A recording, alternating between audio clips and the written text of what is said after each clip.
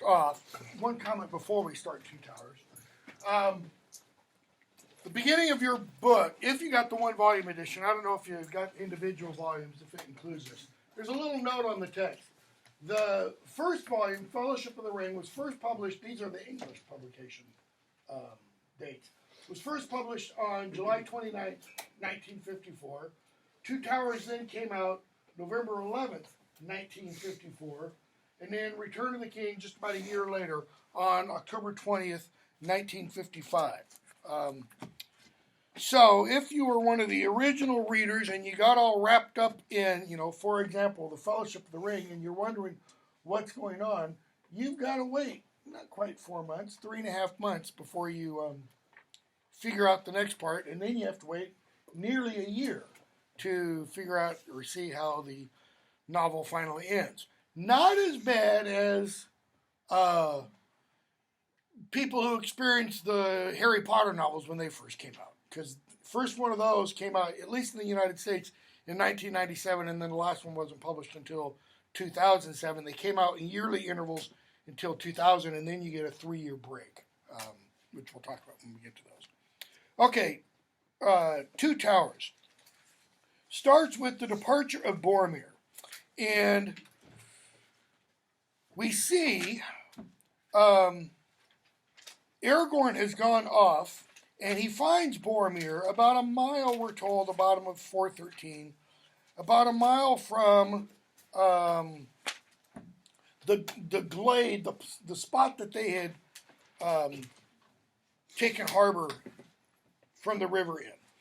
And he sees Boromir, page 414, and we get this passage. This is one of the things I think Peter Jackson actually nails. He gets this scene, this particular scene, almost perfect in the film version. Aragorn kneels beside him. Boromir opens his eyes, strives to speak. At last, slow words came. I tried to take the ring from Frodo. Notice, no beating around the bush, no equivocation. He just comes right out and says what he did. I tried to take the ring. I am sorry, I have paid. Tried to take the ring, and I'm a stick pin for arrows. That's what you get for trying to take the ring. His glance strayed to his fallen enemies. 20 at least lay there. Now that's, the film, there's like 120 maybe, okay?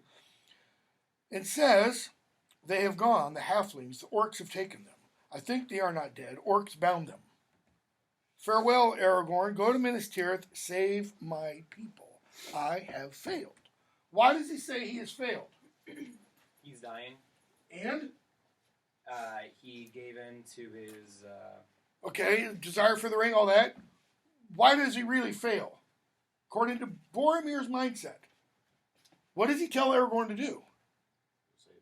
Go save my city. I can't. Okay? That's the failure. I can't save Minas Tirith. All right? Now it's tied in with his desire for the ring and all that. I have failed. Aragorn, no, you have conquered. Few have gained such a victory. What victory? Is it the 20 bodies or so lying about him? Okay, maybe in one sense, yeah. On a surface level of the text. What's the other victory? Or another victory? Is it that he admitted to try and steal the ring? He admitted his error, he admitted his fault, and said what? I have paid. That is a victory. Okay? He could have done what? Kept it to himself, blamed somebody else, blamed Frodo. Few have conquered, few have gained such a victory. Be at peace, Minas Tirith shall not fall. Does he know that? Has he looked into a crystal ball, a little bit of foreshadowing, and seen that Minas Tirith shall not fall? No, he hasn't. So why does Aragorn say that? What do people often say to someone who is about to die? Happy thoughts. Reassuring. Happy thoughts, reassuring. You're not going to die. You're going to get better. No, we'll get you to an ambulance. Don't worry. And they're going, no, I'm not, Boromir smiles. Why? Liar. You're lying to me. Thank you. Where did they go, Boromir? Which way did the halflings go? Was Frodo with them? No answers. Why? He's gone. He's dead. Okay. Thus passes the heir of Denethor, Lord of the Tower of Guard. This is a bitter end. Now the company is all in ruin. It is I that have failed. Vain was Gandalf's trust in me. And I think Peter Jackson takes essentially those two lines and creates his character for Aragorn in the Lord of the Rings films. Because Aragorn in the Lord of the Rings films is plagued by that kind of mentality. I have failed. Everything I do sucks. Everything I do goes awry. Does it? Does everything Aragorn do go awry? No. He led them to Lothlorien. That was a good idea. It wasn't Aragorn who tried to take the ring. It was Boromir. Okay? So, we see Legolas and Gimli come back, and they take Boromir's body. They take one of the boats. They patch up the hole in the bottom. They put Boromir in there. They load up the boat around Boromir with all the quote-unquote treasure, the arms, etc., not literal arms, the weapons, of Boromir's enemies. They set his back against the mast, kind of like this, prop him up.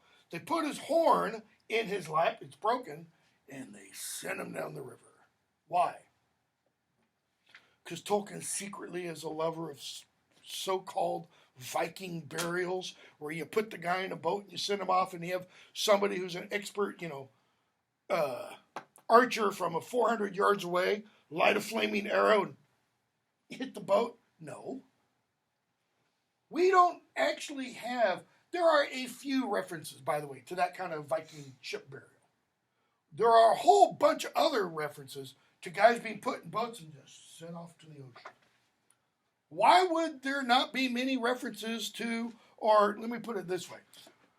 We've discovered a whole bunch of Viking ship burials where the ship has been sent out into a harbor and it sinks because we discover the archaeological evidence.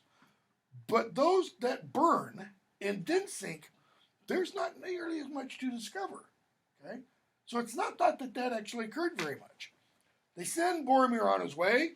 They sing songs, Aragorn and Legolas, to the north, the south, the west. And Gimli's like, well, you left me the east. I don't want to sing to the east. And Aragorn's like, we don't want you to sing to the east. Because what's east? Mordor. Okay? So what do they have to decide to do? Either Frodo or go after the orcs. Go after Frodo and Sam or the orcs. Why does he decide to go after Merry and Pippin, who are being taken by the orcs? He can't do much to help Frodo. What am I going to do to help Frodo? I mean, even if he catches up with Frodo and Sam, what's he going to do? How's he going to help Frodo get into Mordor? He doesn't have the answer to that. Okay? And they've got a pretty good lead. Okay? Admittedly, Frodo's this tall, legs like this. Aragorn's this tall, legs like this. He can cover a lot more distance in a lot more time.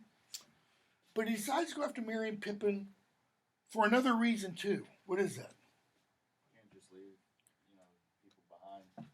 No man left behind kind of a mentality. And what might those orcs do to Merry and Pippin? Torture them for information. Possibly, from what we know about orcs, kill them, and we could go a step farther and eat them. Doesn't want that to happen, okay? So, they make a chase. Chapter 2, Riders of Rohan. They run and run and run and run and run, and run and run and run and run, okay? And the orcs don't seem to be pausing. They just seem to keep marching on through the sun, which is anti-orc behavior. Orcs are normally kind of like, vampires, if you want. Sun comes out, they go underground. Not these orcs. Okay? So they're trying to figure out why is this happening? What kind of orcs are these? And they keep running. Page 427.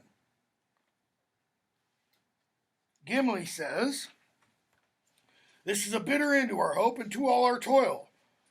Aragorn, "To hope maybe, but not to toil. We shall not turn back here, yet I'm weary." Something strange going on. I don't trust the moon. I don't trust the stars. I'm more tired than I've ever been before. It's kind of like Aragorn is saying, it's almost like there is some great will that opposes us. Okay? Aragorn thinks, Sherman maybe. So, they keep going on. And Legolas, who has much better eyesight than the other two because he's an elf, elves can see far distances. Legolas sees off in the distance smoke, page 430, and riders. And the riders are making their way towards them. So Aragorn, Legolas, and Gimli, who are dressed in what? What are they wearing? Elven cloaks from Lothlorien. They've each got the cloak. They do what? As the riders come closer and closer to them, page 430, Legolas says, yeah, there's 105. Okay? So, Aragorn says, let's just wait for them. I'm tired. They sit down on the ground, they pull their cloaks around them, and they suddenly look like rocks. Outcropping of rock.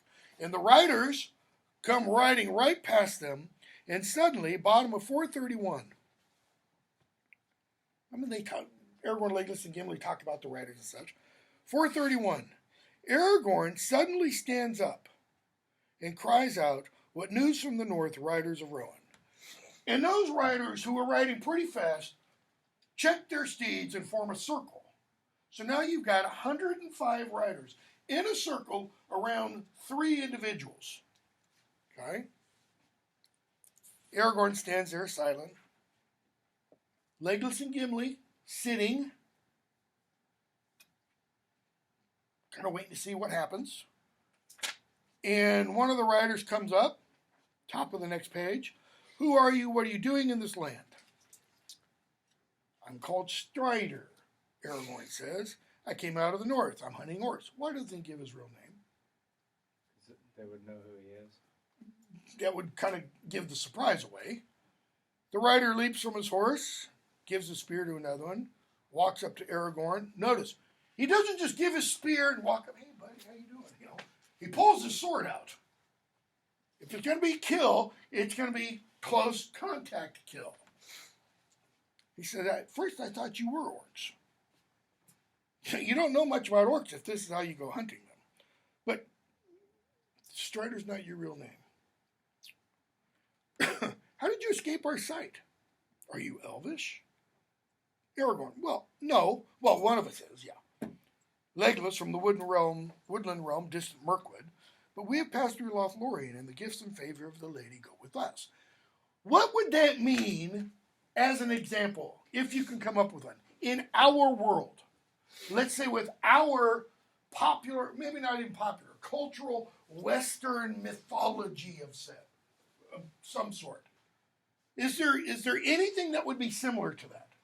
We went to Atlantis, and here are the gifts. Okay, kind of be, like Atlantis. Or, we've been to Camelot, we saw Guinevere, and Guinevere has favored us. Okay? The writer says, there is a lady in the Golden Wood, as old tales say or tell. This is important when the writer says, as old tales, because we're going to hear phrases for the next several moments that continually come back to old tales, old wives' tales, old myths, old folk tales, mythology, etc., opposed to the real world, under the bright sun. Okay? Few escape her nets, they say. What does that imply? No one leaves the woods. What about her nets? She captures people. These are strange days. But if you have her favor, maybe you are net weavers and sorcerers. He looks at Legolas, he looks at Gimli, he goes, come on, speak up. Gimli rises and plants his feet. Brilliant. How tall is Gimli? Okay, a hobbit's about 3 feet. A dwarf's about 4 feet. Ooh, scary. He plants his feet, and what does he do? He fingers his axe. He's got that axe hanging there, and he's, it's almost like if it were a holster, he just unsnaps it. I mean, he's getting ready to draw. And he says, use my Gimli voice, give me your name, Horsemaster, and I will give you mine, and more besides. And the writer's kind of like, well, that's rude. I mean, this is my land. He says, stranger should declare himself first. It's like, I hate it. Somebody calls. And the first thing you hear on the phone is, who is this? Like, who are you? You called me. Don't ask me who I am. No. But Eomer goes on, I am called Eomer, son of Eamon. I am called the third Marshal of Riddermark. Notice, I am named, I am called, that is, he's kind of saying, I'm important. Gimli responds, then Eomer, son of Eamon, third Marshal of Riddermark, that is, I will call you by the names you want to be called, rather than stupid horsey boy.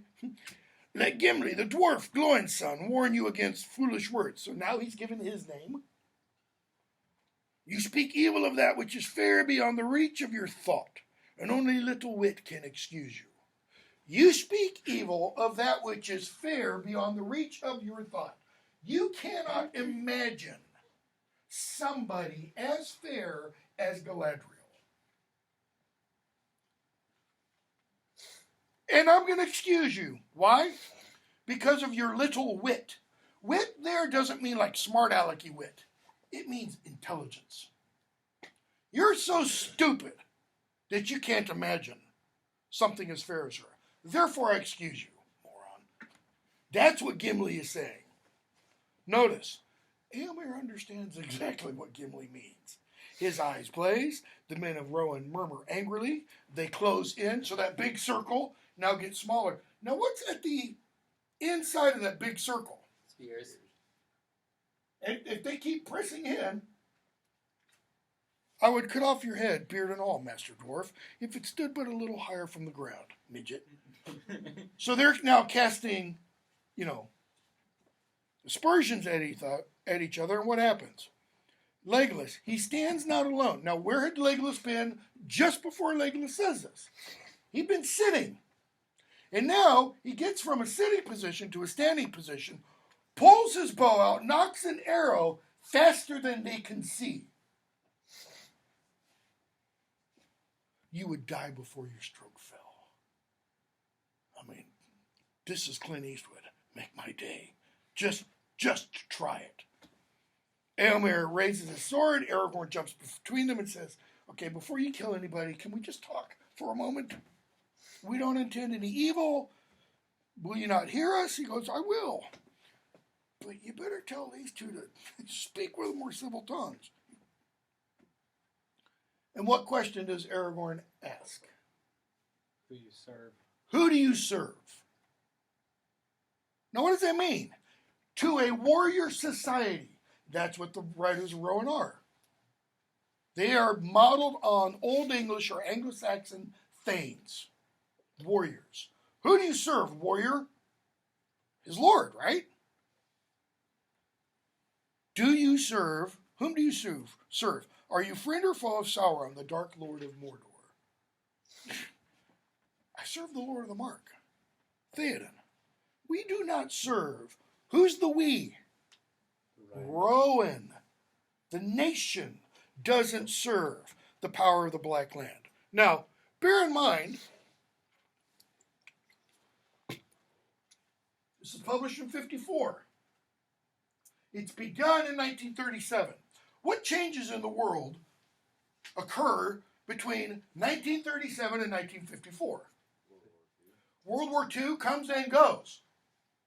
I mean, it's been gone for 9 years. What happens as a result of World War II? Partially beginning back around 1917, 1918. You got the Soviet Revolution, rise of communism, and what happens at the end of World War II? Actually, it happened partly during World War II, when Roosevelt, Churchill, and Stalin do what? At the Treaty of Yalta. They pretty much divide up Europe. Who's going to get what? Who gets half of Germany, for example? Stalin does. Do you think the Germans that are in quote-unquote East Germany want to go with the Soviet Union side? When the Soviet Union, through the East German government, builds the wall, the Berlin Wall, in 1961, why are they building the wall? I don't want to get, we're not talking about Trump, we're not talking about our borders. Why are they building that wall? Is it to keep people outside from coming in? Keep people in from going out. It's to keep the people inside from getting out. Okay? So, when he says, we do not serve the power of the Black Land, I mean, this is where Tolkien kind of, where that forward mentions applicability. I think you could talk about some applicability. Aragorn says, do you, your country, do you serve Sauron or not? And he goes, we don't serve him. I serve Theoden, and we kind of serve ourselves. Well, in 1952 and such, a big question kind of geopolitically was, which side of the term that Winston Churchill creates, which side of the Iron Curtain do you fall on? Not literally, because those that were east of the Iron Curtain were Soviet allies, so to speak. Those who were west were the Western allies. But which one do you support? Because there are a lot of folks who were not in Europe who sided with the Soviet Union. Little island down on the southern, tip of the United States. As JFK called it, Cuba, okay? Nicaragua later on. Pretty much all the us in South America. Most of them. So, the question is not a merely, relegated just to the story. So, he goes on. And if you're fleeing from Sauron, you better get out of here. Why? You bring trouble. You bring trouble. We don't want to fight with him. We don't have a fight with Stalin. Okay? Not ours. We just want what? We want to be able to live in our little land and live the way we used to, etc., etc. We desire only to be free and to live as we have lived, keeping our own, serving no foreign lord, good or evil. He's kind of saying, in the modern world, we want to be like Switzerland. Neutral. We're not going to serve the East. We're not going to serve the West. We're going to take care of ourselves. So he says, who are you? Whom do you serve?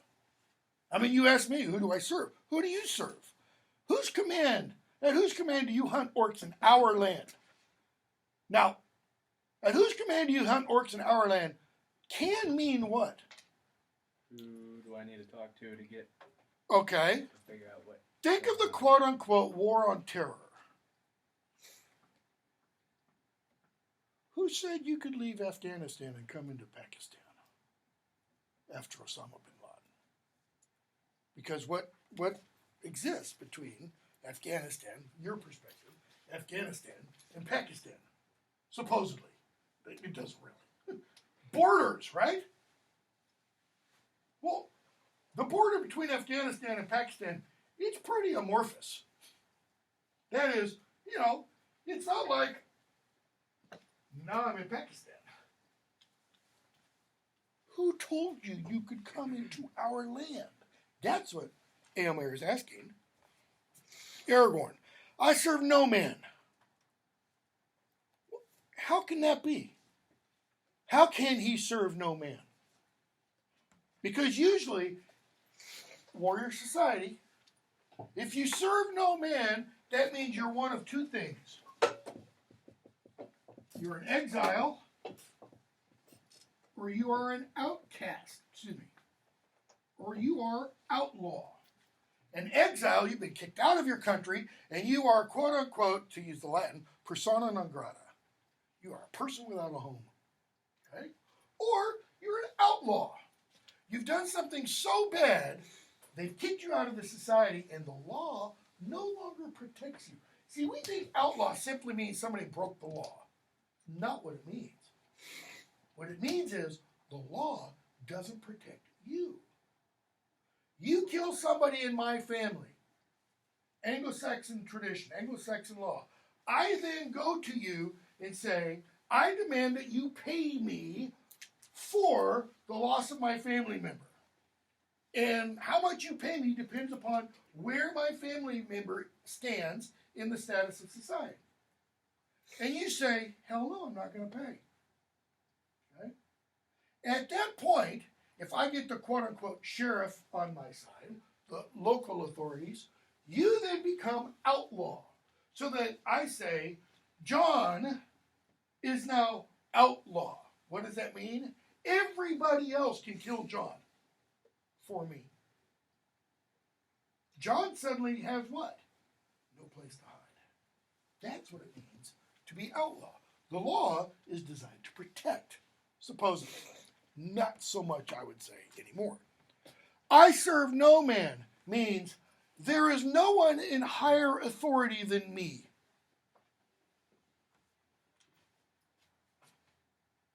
But the servants of Sauron I pursue into whatever land they may go. Few among mortal men know more of orcs. In other words, don't talk to me about hunting orcs, boy. I don't hunt them this way because I want to. He says, I'm not weaponless. And what does Aragorn do? He throws back his cloak. The elven sheath glittered as he grasped it, so he grasped it with his hand, and the bright blade of Enduril shone like a sudden flame as he holds it out. Grabs the sheath, pulls the sword out, the sun shines on it, it looks like a flame, and he cries out, Elendil. Oh, you wanted to know who I am? You want to know my real name? Here it comes. I am Aragorn, son of Arathorn, and am called, that is, I don't call myself this because it's kind of like putting on airs, but I let other people call me this. Elisar, the Elfstone, Dunedain, the heir of Isildur, Elendil, son of Gondor. How's that for a name, kid? What's it mean? It'd be like somebody showing up in Westminster, in the Houses of Parliament today, and saying, who am I? Whips out a sword and says, I am Arthur, descendant of Uther Pendragon. Good enough for you? Here's the sword that was broken and is forged again. Will you aid me or thwart me? Choose swiftly. Choose swiftly means time's a wasting. You going to help me or are you going to try and stop me? All right. Gimli and Legolas look at Aragorn in amazement. They'd not seen him in this mood before. This mood, what does that mean? Oh, high and mighty, isn't he? It's like he suddenly thinks he is somebody, rather than just Strider from the north, as Sam always thinks of him. He seemed to have grown in stature while Elmer had shrunk, and in his living face they caught a brief vision of the power and majesty of the kings of stone, those two giant statues they saw by the falls of Rauros. And Legolas thinks he sees a white flame flickering on Aragorn's brows like a shining crown. Why? The future king. He sees Aragorn as Aragorn really is. That is, he's not king yet because he doesn't wear the crown, but he is the king in becoming. He is a king. All he needs is the crown. Éomer steps back and does what? He looks down. Why? This is real majesty. This is real glory. Tolkien talks about in the essay on fairy stories that, some fairy stories, take that back.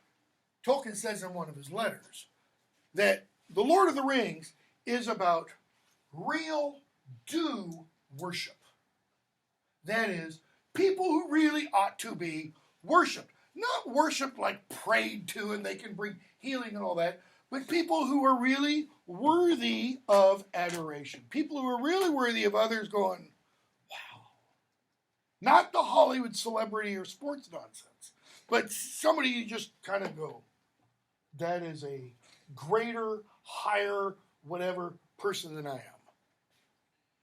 He casts down his eyes and says, strange days, dreams and legends spring to life out of the grass. What did he say about Galadriel? Maybe there is some truth in those old tales. Well, what kind of truth? The one that is standing right in front of him right now. That's why I keep using the Arthur myth. Imagine if that really happened. If somebody could come forth and say, I am a direct lineal descendant of King Arthur, and they pull out documents essentially that prove it, and whip out a sword that metallurgists test and say, yeah, it's from the 5th century. Look, it says Excalibur on it. How mind-blowing would that be?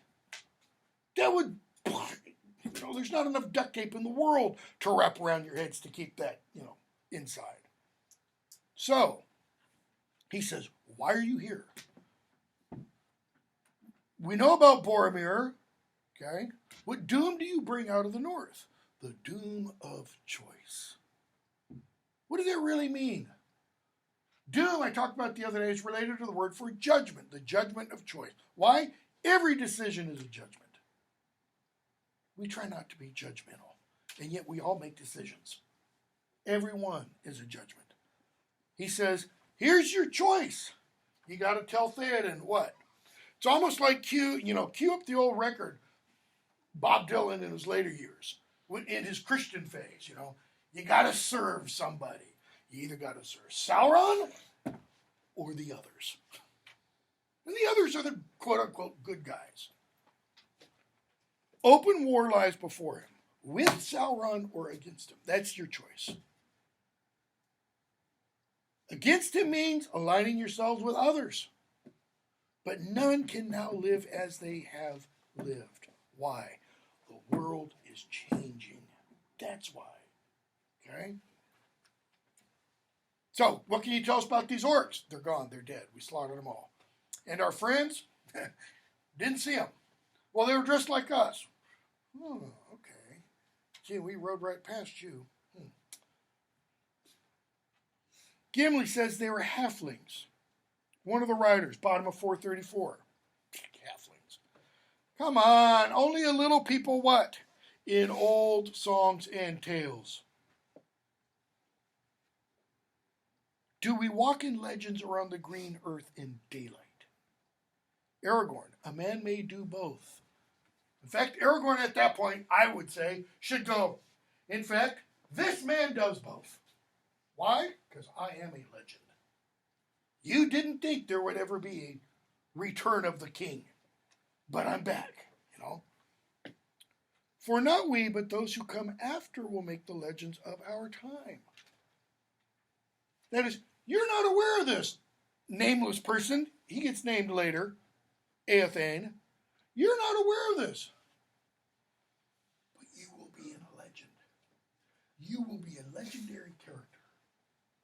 Why? You don't get to write your own legend. The people that come after are the ones who make stories. This is an important little idea because it gets brought up later when Aragorn has a conversation with Eowyn, the daughter of, the niece of Theoden. She wants to ride off a battle, win great glory, be a shield maiden rather than a nursemaid or something like that. Okay? So, Éomer tells Eothane to shut up. He and Aragorn talk for a while. Okay? Bottom of 437. Aragorn says, I can't desert my friends. I've got to go to that funeral fire and see if I can find any evidence. Éomer, there's no hope. You're not going to find your friends. Well, they're not behind us. And remember, again, they're dressed like we were. He goes, okay. And then he asks, 438, right in the middle of the page, Eomer asks, how shall a man judge what to do in such times? In other words, how do I know what is the right thing to do?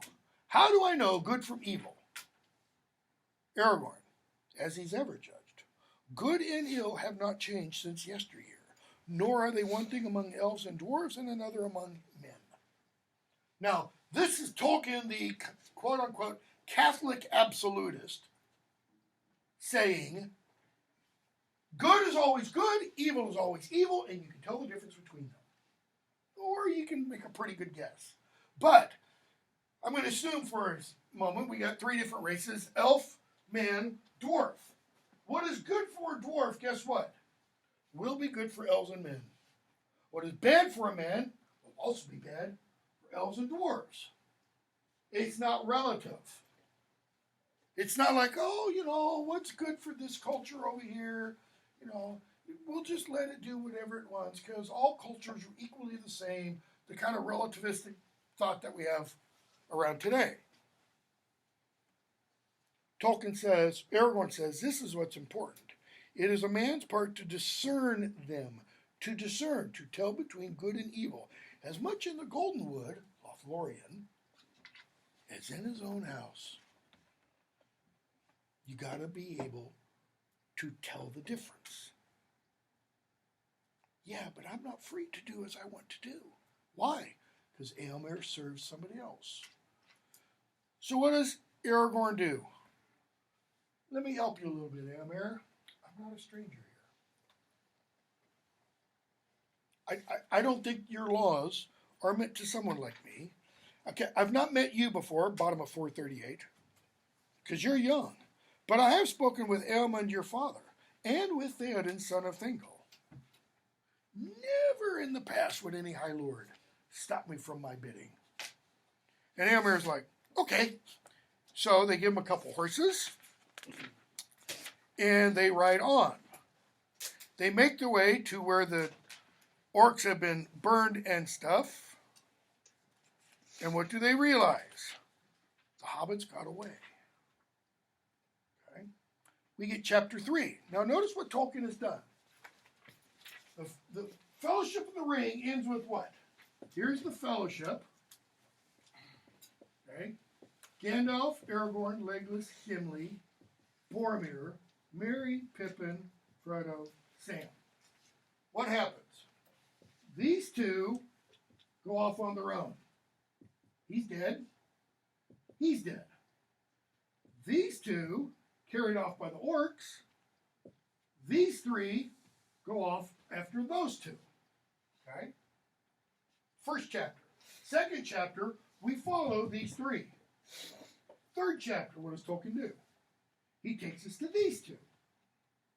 And then what we're going to see for the rest of the first part of Two Towers is going back and forth between these two until he becomes undead. But we leave these two aside until we get to the second half of the book. So the chapter 3, the Uruk-hai, which I'm going to skip, essentially, and pick up with chapter 4. Merry and Pippin escape from the orcs. They go off into the forest, and they make their way in, page 463. They go in, they climb up like a hillside, a rock, and Merry says, as they look out, they see the slopes of the trees marching down towards the plain. They see tall spires of curling black smoke. Why? Because of the orcs' bodies being burned. And Merry says, the wind's changing. It's turned again. It's turned east again. It feels cool up here. Pippin, yes. I'm afraid this is only a passing gleam. That is, this is only a brief glimmer of bright light. And it will all go gray again. What a pity. The shaggy old forest looked so different in the sunlight, I almost felt I liked the place. And they hear a deep booming voice. Almost felt you liked the forest. That's good. That's uncommonly good of you. Treebeard. They meet Treebeard. Who or what is Treebeard? He's an it. A walking, talking, tree-herding tree. Okay? Tolkien models the voice for Treebeard on his good friend C.S. Lewis, who had apparently a big, deep, booming voice. So they talk to Treebeard. Treebeard talks to them about, the nature of things and lists of, living beings and such, and the hobbits aren't anywhere on there. And they talk to Treebeard about Gandalf. And Treebeard notices something. He says on page 466,